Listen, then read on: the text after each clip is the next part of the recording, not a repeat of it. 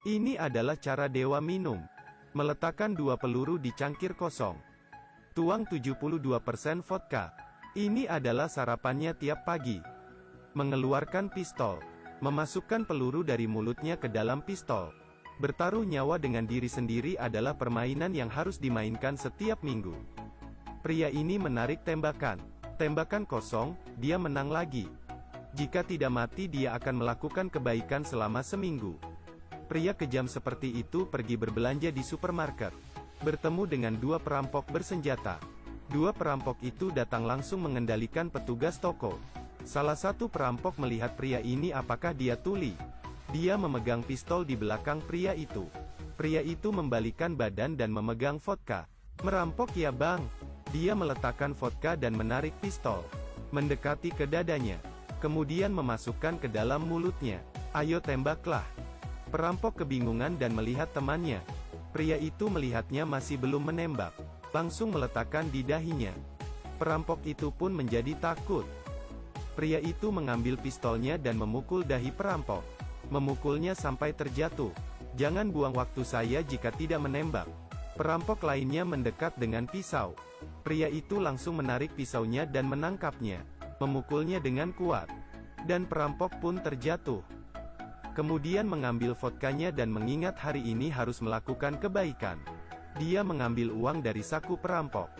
Dan melempar ke konter, tidak perlu kembalian. Pria ini bernama Daniel, dia pernah menjadi prajurit khusus. Semua rekan tim tewas saat melakukan misi. Dia hanya sisa seorang adik perempuan saja.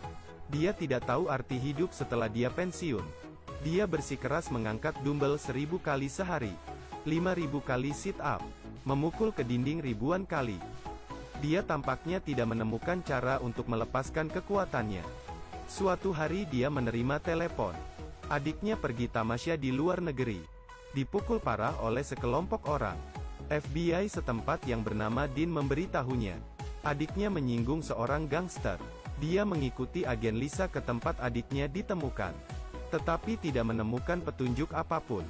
Dan pemuda aborigin setempat melihat keduanya. Tatapan itu seperti menyembunyikan sesuatu. Daniel membeli bunga menjenguk adiknya. Saat membuka pintu melihat bahwa seorang suster menambahkan suatu obat. Dengan tersenyum suster pun pergi. Baru saja pergi adiknya langsung kejang. Daniel segera memanggil dokter. Untungnya adiknya bisa terselamatkan. Setelah dicek ternyata suster itu bukan anggota dari rumah sakit. Daniel pun menjadi marah. Dia tidak tahu adiknya menyinggung siapa.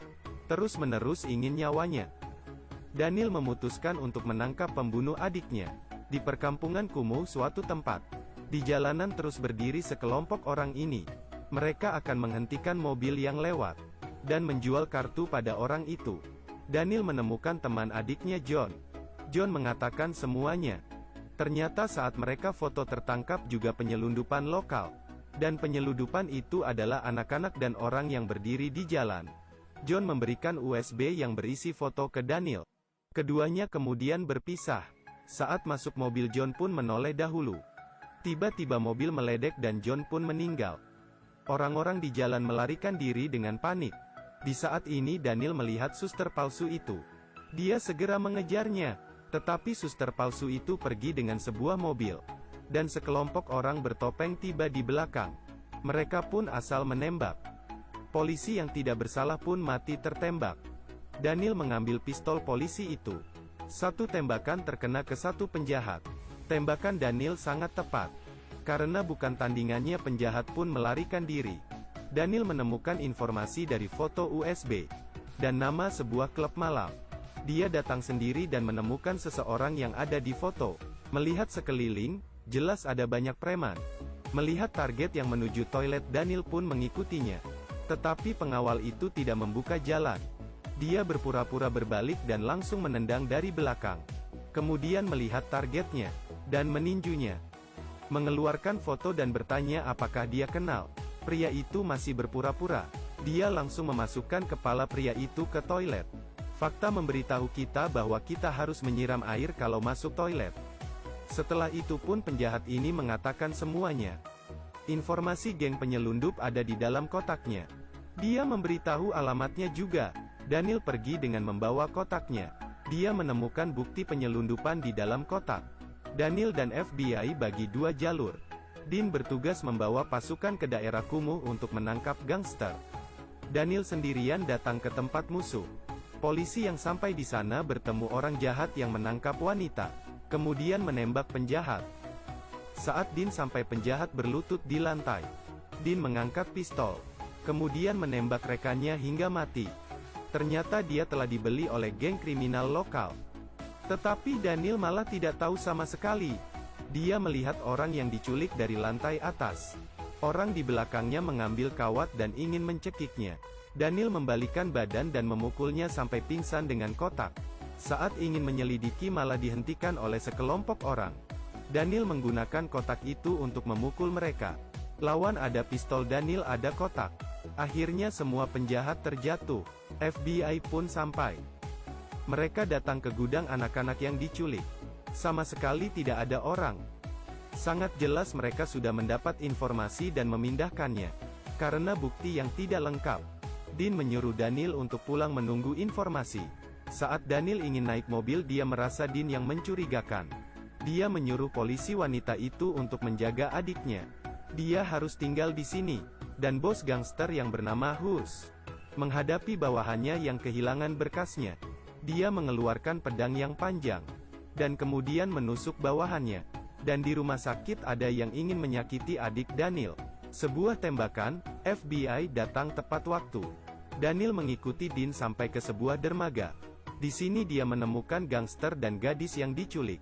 Sekarang dia tahu bahwa Dean adalah pengkhianat. Dia menelepon meminta bantuan terlebih dahulu. Dia masuk dulu karena bantuan belum datang. Di gudang dia langsung memukul seorang penjahat. Kemudian terus menembak. Menghadapi musuh-musuhnya dengan tembakan yang tepat. Ada dua penjahat yang gugup. Daniel pun muncul dan menembaki keduanya. Kali ini dia menggunakan tendangan mautnya. Satu lawan mati lagi.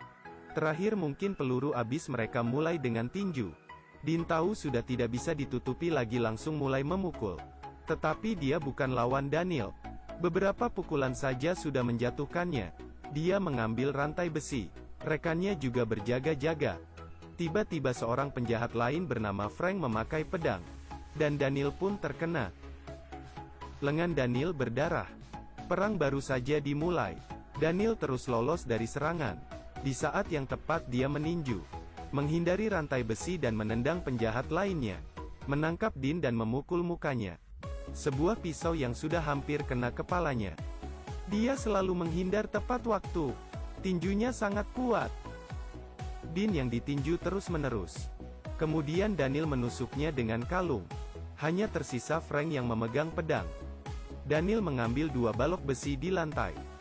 Frank pun ditekannya dan dipukul dengan balok besi itu. Muka Frank pun penuh dengan darah.